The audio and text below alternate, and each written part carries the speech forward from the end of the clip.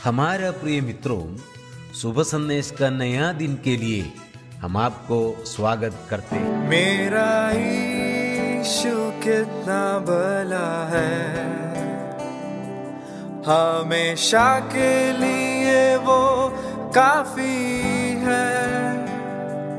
मेरा यीशु कितना भला है, हमेशा के लिए वो काफी है। आपत्ति विपत्ति जीवन में आए, तू ना छोड़ेगा मेरा साथ। आपत्ति विपत्ति जीवन में आए, तू ना छोड़ेगा मेरा साथ। आज का संदेश प्रभु के दास जोसेफ ब्रह्मासम से बांटा जाएगा। प्रार्थना के साथ सुनिए। परमेश्वर का नाम की महिमा हो। हमारा सभी श्रोताओं को और एक बार जल्दी आने वाला प्रभु यीशु मसीह का श्रेष्ठ नाम में हमारा प्यार भरा नमस्कार। आइए आज का मनन के लिए हम लोग पढ़ेंगे पत्रस का पहला पत्री 3 अध्याय उसका 8 से 12 तक। अतः सबके सब एक मन और कृपामय और भाईचारे की प्रीति रखने वाले और करुणामय और नम्र बनो।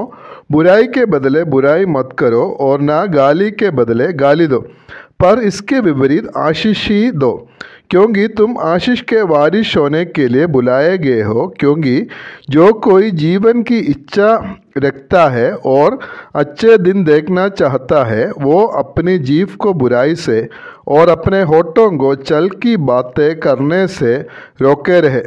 वो बुराई का साथ छोड़े और भलाई करे।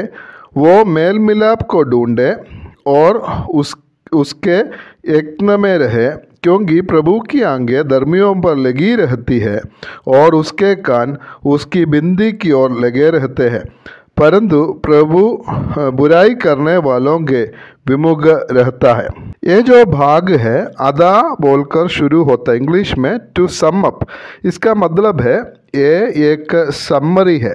2 अध्याय 13 से 3 से 12 तक जो दूसरों को जो आदर करने के बारे में बताया है। हम लोग पिछले सप्ताह में हम लोग देख रहे थे, हम लोग राजाओं का आदर करना है, हमारा मालिकों का आदर करना है, पत्नी पति का आदर करना है, पति पत्नी का आदर करना है।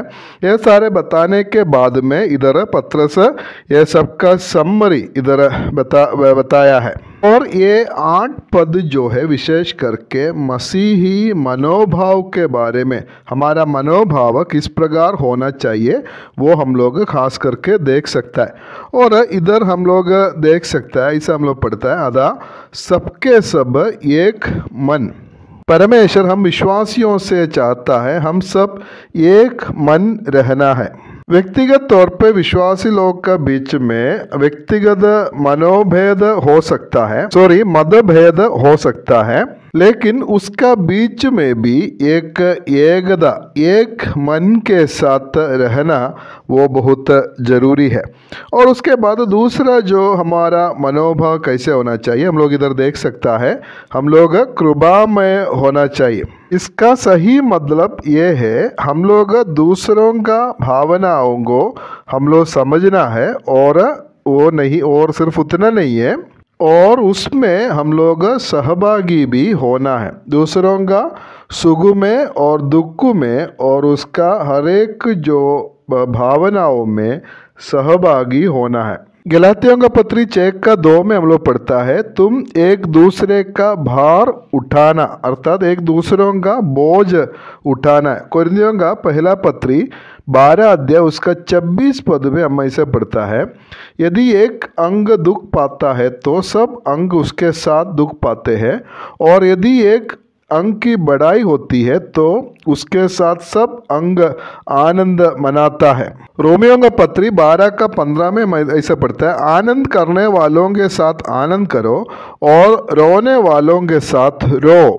इसी प्रकार हम लोग कृपामय होना, इसका मतलब है दूसरों का जो दुख और उसका आनंद खुशी, ये सब हम लोग समझना है और उसके साथ में सहभागी होना है। उसके बाद हमें होने वाला जो तीसरा जो मनोभाव है, हम ऐसे पढ़ता है भाईचारे की प्रीति रखने वाला। इंग्लिश में ब्रदरली लव, मतलब भाई लोग का बीच में, विश्वासियों का बीच में जरूर होने वाला एक विशेष तरह का एक प्रेम है, वो विश्वासी लोग का बीच में होना चाहिए।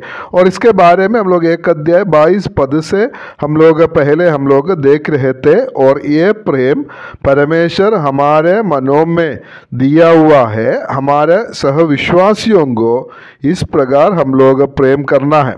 पहला पत्रस 4:8 में हम ऐसे पढ़ता है, सब में श्रेष्ठ बात तो ये है कि एक दूसरे से अधिक प्रेम रखो, क्योंकि प्रेम अनेक पापों को ढाँप देता है। और उसके बाद हमें होने वाला जो गुण है या मनोभाव है, हम लोग उधर देख सकता है, करुणामय होना है। मतलब दूसरों का अवस्था देखकर हमारे मन में होने वाला एक विशेष तरह का जो दया, एक करुणा हमारे जीवन में होना जरूरी है। और 5वां जो मनोभाव हम लोग देख सकता है, और नम्र बनो।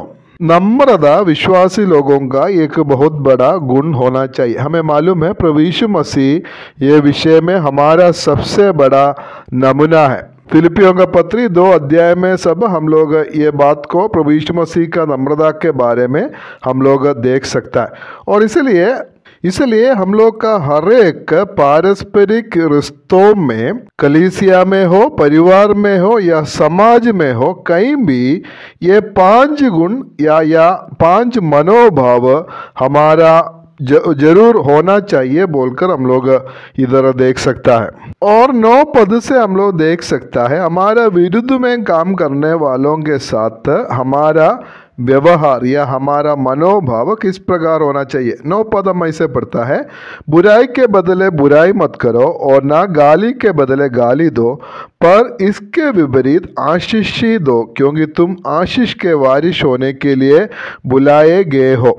हमारे जीवन में बुराई के बदले बुराई नहीं करना है, लेकिन उसका जगह में हम लोग आशीष देने वाला होना है। प्रभु यीशु मसीह ये शिक्षा दिया था और प्रभु यीशु मसीह ये हमें करके दिखाया। और प्रेरित पौलुस भी ये बात हमें सिखाया है, और पत्रस भी वही बात इधर हमें सिखाने के लिए कोशिश करता है। प्रभु यीशु मसीह के बारे में इसका 2 अध्याय 23 पद में मैं पहले पढ़ा था, उधर ऐसे पढ़ता है, वो गाली सुनकर गाली नहीं देता था और दुख उठाकर किसी को भी धमकी नहीं देता था, पर अपने आप को सच्चे न्याय के हाथ में सौंपता था। हम विश्वासियों को ये तीनों स्तर में कोई भी एक स्तर में रह सकता है। पहला स्तर ये है कि भलाई के बदले बुराई करे। कोई हमारा जीवन में कुछ अच्छा काम किया, भलाई किया, लेकिन क्या करते हैं हम उसका जो बदले हम लोग बुराई करता है। ये जो है वो पैशाचिक स्तर है या शैतान का जो लेवल है। हम लोग कभी भी ऐसा नहीं होना चाहिए। और दूसरा जो स्तर है कि भलाई के बदले भलाई और बुराई के बदले बुराई करे।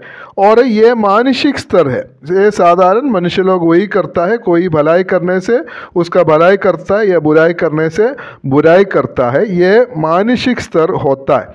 लेकिन हमारा जीवन में ऐसा एक तीसरा स्तर होना चाहिए, वो ईश्वरीय स्तर है।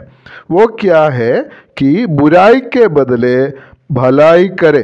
प्रभु यीशु मसीह वही हमें करके दिखाया और वही हमें सिखाया। पौलुस भी हमें वही सिखाया और पत्रस भी वही हमें सिखाता है। और हम कभी भी बुराई के बदले बुराई नहीं करना है और बुराई के बदले हमेशा भलाई हम लोग करना चाहिए। और हम लोग इधर देख सकता है कि हम बुराई के बदले बुराई मत करो और ना गाली के बदले गाली दो, इसके विपरीत आशीष ही देना है। मतलब वो कोई हमारे जीवन में एक बुराई किया या हमें गाली दिया, उसके बदले हम गाली नहीं देना है, लेकिन वो जगह में हम उसको एक आशीष देना चाहिए। मतलब उसके बारे में अच्छा बात बोलना है और उसको आशीष देना है। परमेश्वर हमें तब प्रेम किया जब हम लोग पापी थे और सिर्फ पापी नहीं थे, हम दुश्मन थे। रोमियो का पत्री 5 अध्याय 10 पद में हम देख सकते हैं हम परमेश्वर के दुश्मन थे। ऐसे समय में परमेश्वर हमसे प्रेम किया है और परमेश्वर वही बात हमारा जीवन से भी चाहता है। ये 10 से 12 पद तक हम लोग पढ़ने से भजन संहिता 34 अध्याय उसका 12 से 16 पद तक वहाँ से जो लिए हुए एक कोटेशन है।